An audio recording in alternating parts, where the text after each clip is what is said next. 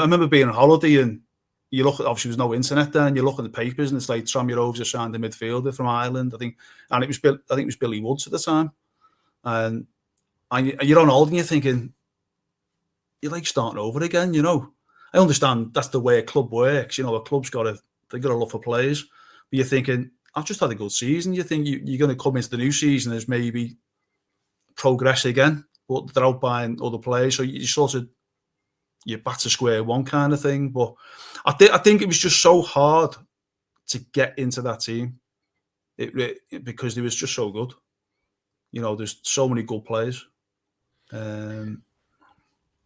What was it like then when you came to leave? How hard was it? Very tough, embarrassing, because obviously I'm a local lad. I think we just played Liverpool reserves. It was at home, and I got told after the game.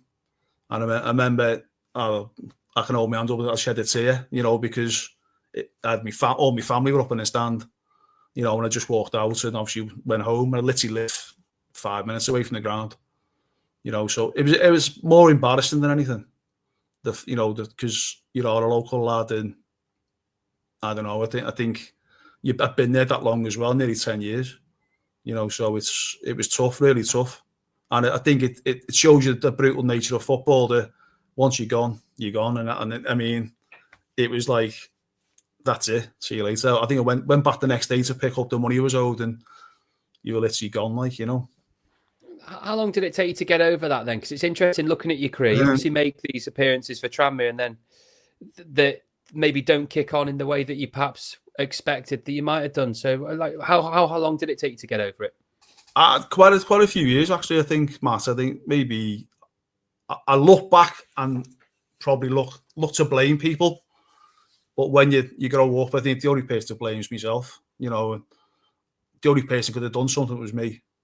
You know, and that's what I don't blame anyone. I think I looked at, like, I think like some people say, "Oh, although we released you," and I say, well, you look back when you're a bit old and you think, well, yeah, he's probably right too. You know, the game's the game. The game moves on. So yeah, it took me quite a long time. And like, it's hark back again, being a local lad, it sticks with you because people that you know as well. You know, getting called a Tranmere Reject when you're walking down the street sticks with you. You know what I mean? And I'll tell you a quick story that I disappeared. I had family in Canada, so I got my money and disappeared to Canada after I got released. And I came back, you know, a bit later. But obviously, I signed for a local club, Foxhalls. Excuse me. And obviously, because at the time, me and my missus were saving for a house, so I had to get a job, you know, I had to work. And I got a part-time job working in the local swimming baths as a lifeguard. And who comes in pre-season?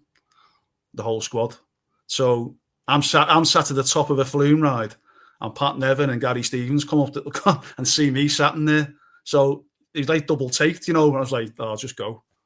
So that's how brutal it can be, you know. So messing with your head, yeah, it probably stuck with me for a few years, but you get over it. I can imagine that would have been a really awkward situation for I should all concerned.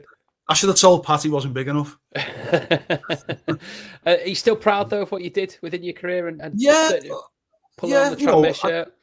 Yeah, you know, I was, you know, I'd done it. You know, no one can take that away from me.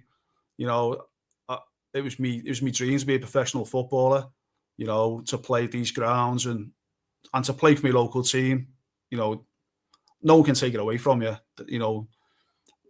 And yeah, it's good. You know, I still play now. I'm actually injured at the moment, so it's about right, isn't it? So, and it's my ankle. So yeah, I still play. You know, the lads I play with. You know, we play a Masters team and we play at the Shafts. All the guys there. Oh yeah, they let you know. They keep it in your place. Put it that way.